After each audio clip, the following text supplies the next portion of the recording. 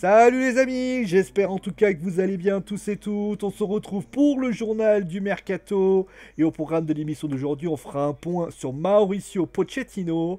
On ira ensuite voir Achraf Hakimi pour terminer avec Sergio Agüero.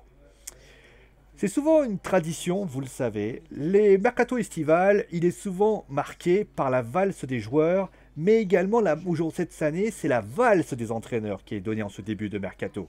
On a vu les arrivées, les départs d'Antonio Conte, d'Andreas Pirlo, de Maximiliano Allegri, de Zinedine Zidane, plus récemment de José Mourinho, et même de Christophe Galtier, qui est pressenti d'ailleurs pour aller entraîner le Real Madrid. Et dans cette liste, on pourrait y intégrer Mauricio Pochettino. Alors il faut savoir que, on l'a déjà dit plusieurs fois, l'entraîneur argentin n'est pas à l'aise par rapport aux affaires politiques de ce club.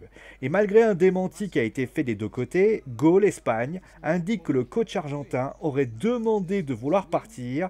Certains disent à Tottenham, d'autres disent au Real Madrid. En tout cas, Leonardo s'est exprimé sur Europe 1 sur la situation de Mauricio Pochettino. Il a simplement expliqué que le coach argentin avait un contrat de 2 ans. Est-ce que c'est un moyen de dire qu'il ne laissera pas partir? Ça, bien évidemment, je vous laisse juger. Et maintenant, on va passer du côté des joueurs et forcément d'Achraf Hakimi. Vous le savez, le petit international marocain est sur la sellette pour pouvoir partir. Pourquoi? Parce que l'Inter de Milan, je l'ai expliqué hier, a des soucis financiers. Ils doivent dégraisser, ils doivent baisser la masse salariale et essayer de vendre certains joueurs. Mais ils ne veulent pas le brader. Et c'est le cas d'Achraf Hakimi. Achraf Hakimi est pisté par le Paris Saint-Germain. Et a priori, le club lombard a vu une offre de 60 millions plus 10 millions d'euros de la part du club parisien. Mais il faut savoir que le club lombard, c'est-à-dire l'Inter de Milan, réclame 80 millions d'euros.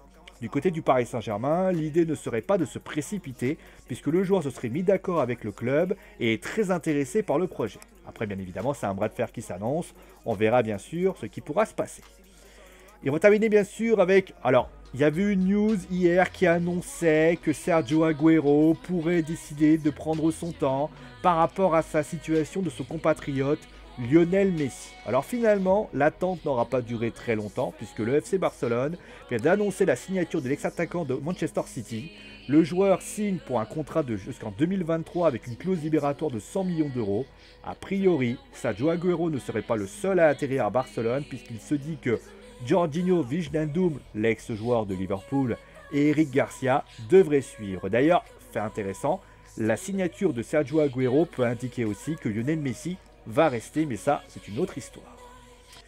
C'est la fin et donc de ce journal du Mercato. J'espère que l'émission vous a plu. On se retrouve demain pour plein d'informations. D'ici là, portez-vous bien. Gros bisous tout le monde. Et c'est mon Daimo, parce que je l'ai dit. Allez, ciao tout le monde!